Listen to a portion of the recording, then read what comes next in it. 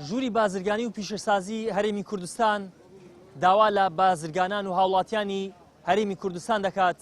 بایکۆتی بەرهەمەکانی وڵاتی ئێران بکەن لە هەمبەر ئەو هێرشانێکەوە دەکرێتە سەر شاری هەولێر لەلایەن وڵاتی ئێرانەوە. هاوڵاتیان و بازرگانان باز لەوە دەکەن لە ئەگەری بایکۆتکردنی کاڵاکانی وڵاتی ئێران نرخی بەرهەمەکان لە نێوخۆی هەرێمی کوردستان بۆ چەند بەرامبەر بەرز دەبێتەوە. هەر لەسەر ئەم پرسە سەرۆکی ژوورەکانی بازرگانی و پیشەسازی هەولێر ئاماژە بۆ دەکەن لە بازاڕەکانی کوردستان کاڵا و پێداویستی وڵاتانی دیکە هەیە و دەکرێت بازرگانان و هاوڵاتیان سوود لەو بەرهەمانە ببینن. هەڵوێستەکەمان هەڵوێستی ژووری بازرگانیە لەو ڕوانگەیەوە کە ئەو هەواڵەی ئێمە ئەندامی چالاکی ژووری بازرگانی هەولێر بووە و بۆیە داوامان کردووە کە بایکۆتی کاڵاکانی ئێران بکرێت و دووپاتی دەکەینەوە و دیسان داوا دەکەینەوە لە بازرگانان و هاوڵاتیان کە ئەو بایکۆت بکەن و هەڵوێست وەرگرن بەرامبەر ئەو کردارەی کە کراسەر بازرگانێکی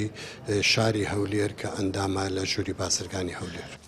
بۆ ئەوەی لە نزیکەوە لە دۆخی بازار ئاگادار بین سەردانی بازاری شەخەڵامان کرد لە هەولێر. دوکاندار و بازرگان و تەنانەت کڕیارانیش باز لەوە دەکەن لە دۆخی هەرێمی کوردستاندا هەروە ئاسانیە بایکۆتی کاڵای ئێرانی یاخود هەر کاڵایەکی دیکەی هاوردەکراو بکرێت لە کاتێکدا بەرهەمی ناوخۆیمان نییە و شوێنگرەوەی کاڵای هاوردەکراویش لە بەردەستدا نییە. بایکۆت بڕک زەحمەتە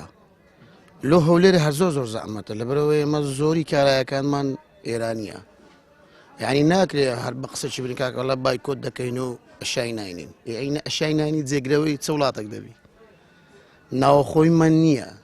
کە ناوخۆیشمان نەبیتن یعنی لە شێ دەینی ئەشای هەموو گران دەبی سەربەرەوە نمونەت و بایکۆتی ماوەدی ئێرانی دەکەی تەماتە و خیار و فران و شتی ینی خواردەمەنی لە چێ دەینی ئێمە زۆریمان ئێرانیە یعنی ناکرێت تو برێوەڵام بایکۆت دەکەم و بایکۆتەکە خەلەت دەکەی زەرمەندی گەورە فەقیرە ئێران نەبی بابەجیان تورکیا هەردەتخواتن هەموو مەوادەکانت ئێران مەسەلەن فەواکەکانت لە بۆ نمونە هەر مەواد ئێستا مەسەلەن زەیتی ئێرانی قەتع بکرێ لێرە بە 2 ڕبعەچیە فەوری دەستە 5,000. دوای بردمانەکەی هەفتەی ڕابردووی ئێران بۆ سەرشاری هەولێر و دروستبوونی ناڕزایەتی و ئیدانەی نێوخۆیی و دەرەکی لە ئەنجامی ئەو ڕووداوە ژوورەکانی بازرگانی و پیشەسازی داوا لە بازرگانان دەکات لە بری کاڵای ئێرانی کاڵای وڵاتانی دیکە هاوردە بکەن و بایکۆتی کاڵای ئێرانی بکەنە هۆکارێکی پرۆتستۆکردنی